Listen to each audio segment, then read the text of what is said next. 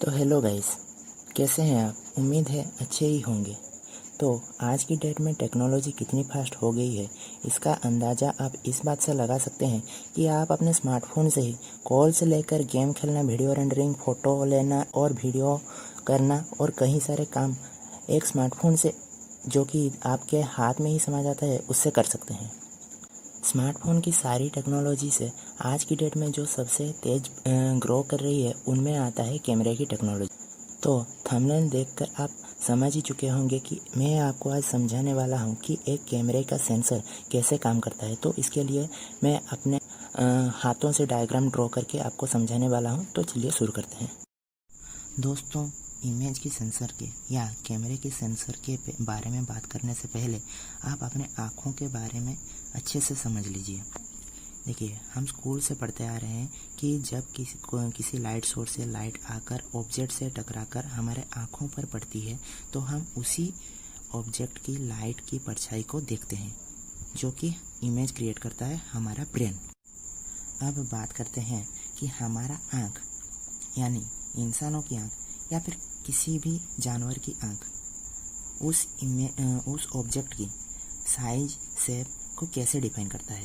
तो दोस्तों, लाइट कैसे रिफ्लेक्ट होकर एक ऑब्जेक्ट की इमेज हमारे आँखों में क्रिएट करता है, उसको समझने से पहले एक एग्जांपल लीजिए।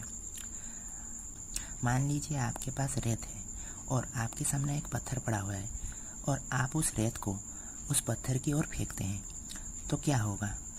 कुछ रेत पत्थर के उस पार चली जाएंगी, कुछ रेत पत्थर को टकरा के वहीं पे गिर जाएंगी। तो ठीक वैसे ही जब लाइट की सोर्स ऑब्जेक्ट से टकराती है, तो उसकी कुछ रेज इस तरह से चले जाते हैं जो कि ऑब्जेक्ट को क्रॉस कर जाते हैं, लेकिन कुछ रेज इसको टकराते हैं और उसी शेप में वापस आते हैं हमारे आँखों की तरफ। ठीक है। अब एक ऑब्जेक्ट से लाइट कैसे रिफ्लेक्ट होती है और उसी शेप में कैसे रिफ्लेक्ट होती है, इसको समझने के लिए आप अपने घर पर ही एक छोटा सा टेस्ट कर सकते हैं। मान लीजिए एक टॉर्च है आपके पास एक टॉर्च है जो कि एक मिरर से बड़ा है। ठीक है, छोटा साइज का मिरर है और उससे बड़ा एक टॉर्च है। आप क्या कीजिए, उस टॉर्च को थोड़े से दूर ले जाइए और उस मिरर की तरफ लाइट दीजिए। जब आप ऐसा करेंगे तो आप देख सकते हैं कि उस मिरर की पीछे की साइड में कुछ लाइट चली जा रही है, लेकिन उस मिरर को टकरा के एक ठीक उसी मिरर की शेप का लाइट रिफ्लेक्ट होके आपकी तरफ आ रही है। ये आपने नोटिस किया होगा। तो ठीक उसी तरह जब सनलाइट या कोई भी लाइट की सोर्स से लाइट किसी ऑब्जेक्ट की तरफ आती है और उससे रिफ्लेक्ट होके हमारे आँखों पर पड़ती है, तो ठीक उसी शेप में आती है, क्योंकि हमारा सन तो बहुत ही बड़ा है और उसकी लाइट सोर्स हर एक ऑब्जेक्ट की साइज से बड़ी है। तो ऑब्वियस सी बात है, जब सनलाइट किसी ऑब्जेक्ट के ऊपर पड़ेंगी, तो उसी शेप की लाइट की स्पेक्ट्रम आपकी आँखों के ऊपर पड़ेंगी और उसको प्रोसेस करता है कौन? हमारा ब्रेन। तो अब हम बात कर सकते हैं इमेज सेंसर की। तो हुआ क्या, जब आँख में किसी ऑब्जेक्ट की लाइट की स्पेक्ट्रम पड़ रही थी, तो हमारा ब्रेन उसको प्रोसेस करके उसी इमेज को दिखा रहा था। तो यहाँ पे भी ठीक वैसे ही काम होता है।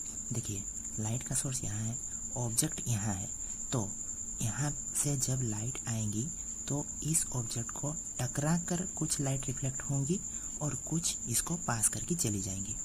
अब ये ऑब्जेक्ट है और यहाँ से जो लाइट पास करके चली गई वो यहाँ पे आएंगी और जो रिफ्लेक्ट होंगी वो इस तरफ से चली जाएंगी और यहाँ पे एक परछाई क्रिएट हो जाएगा। ठीक है, जैसे कि मैंने आपको बताया कि हमारा आँख उसी परछाई को दिखाता है, उसी लाइट की परछाई को दिखाता है जो कि रिफ्लेक्ट होके आती है या नहीं आ पाती है। तो यहाँ से जब लाइट रिफ्लेक्ट होके यहाँ से इस ऑब्जेक्ट को टकरा के लाइट रिफ्लेक्ट होके इस तरफ चली जाएंगी, तो यहाँ पे एक इसी शेप का परछाई क्रिएट हो जाएगा। तो वही परछाई जब इस इमेज सेंसर पे पड़ेंगी, तो यहाँ पे उस इमेज की, मतलब उस ऑब्जेक्ट की एक परछाई बन जाएगी। लेकिन इस तरह अब इस तरफ जहाँ पे लाइट गिर रही है वहाँ पे लाइट ही दिखाई देगी, लेकिन आपको लाइट नोटिस नहीं होगी, लेकिन ये परछाई कुछ अलग ही शेप में है, इसलिए ये नोटिस होगी। ठीक है। और उस परछाई की सिग्नल को प्रोसेस करेगा हमारा मोबाइल का प्रोसेसर, और आपको वही इमेज दिखाएगा जो कि एक ऑब्जेक्ट की रियल इमेज होती है। ठीक है। तो इस वीडियो में इतना ही। उम्मीद करता हूँ कि आपको वीडियो पसंद आया होगा। अगर पसंद आया होगा तो इसको चैनल को सब्सक्राइब करें, वीडियो को लाइक करें, शेयर करें। मिलते हैं किसी दूसरे वीडियो में।